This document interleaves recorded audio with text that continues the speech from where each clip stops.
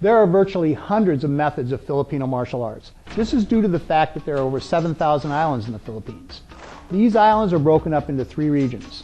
In the north we have the Luzon, in the central is the Visayan, and in the south is Mindanao. In these three regions, different martial arts systems have evolved through tribal, cultural, social, and also foreign influences. The diversification of the styles can be relative to those foreign influences. According to my current teacher, who is in my opinion one of the leading authorities on diversification, history, culture, and fighting methods of the Filipino martial arts, there are 9 additional influences that have melted into the Filipino cultural pot.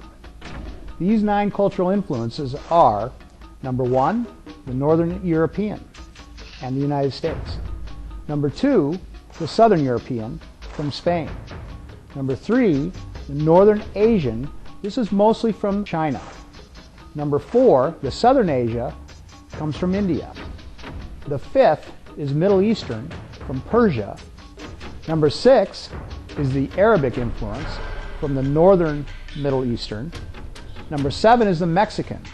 And the Mexican is questioned by many people. This is due to the fact that the unmanageable Mexicans were shipped by the Spanish to the Philippines. Number 8 is the Japanese, and number 9, Tibet. At one time, the Philippines was part of an empire called the Majapahit, and certainly this added to the Malay melting pot. A basic understanding of history is important because it helps us to better understand the needs of the people and their expression through the martial arts. There are many forms of Filipino martial arts, but they fall into 3 simple divisions. These are generally placed into 3 categories: Eskrima, Arnis, and Kali or Kali Silat. These 3 basic categories have many areas of study. However, one thing they do have in common is usually they begin with weapon training as their base. This characteristic of the Filipino martial arts leads many people to believe that they're only weapon-oriented and basically stick fighting. Nothing could be further from the truth. The Filipino martial arts is, in my opinion, one of the most complete and most sophisticated forms of fighting I've ever seen. For example, the ancient art of Kali has 12 areas of combat under the Lacoste system, named after the late John Lacoste. They are: first area, single stick or solo baston; the single cane, this could also be the single sword or espada, or the single axe. The second area is double stick, double baston or double sword. The third area is long stick and short stick, or stick and dagger. This could also be sword and knife, or axe and shield, or sword and shield. The fourth area is a double short stick, or double knife. The fifth area is the single short stick, or the single knife. The sixth area is the palm stick, or alisi palat. The seventh area is the empty hands.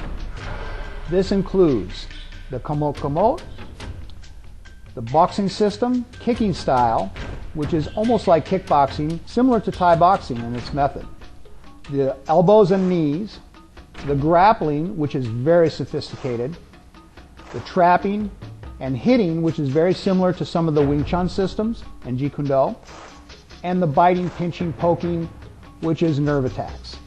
The eighth area is the staff, or sibat. This can also include the spear and the spear and shield, or the two-handed long stick. The ninth area is flexible weapons. This could be the sarong, the belt, the chain, or rope. The 10th area is projectile weapons. This is the spear, the throwing knife, darts, literally any object that can be thrown. The 11th area is mechanically projected weapons.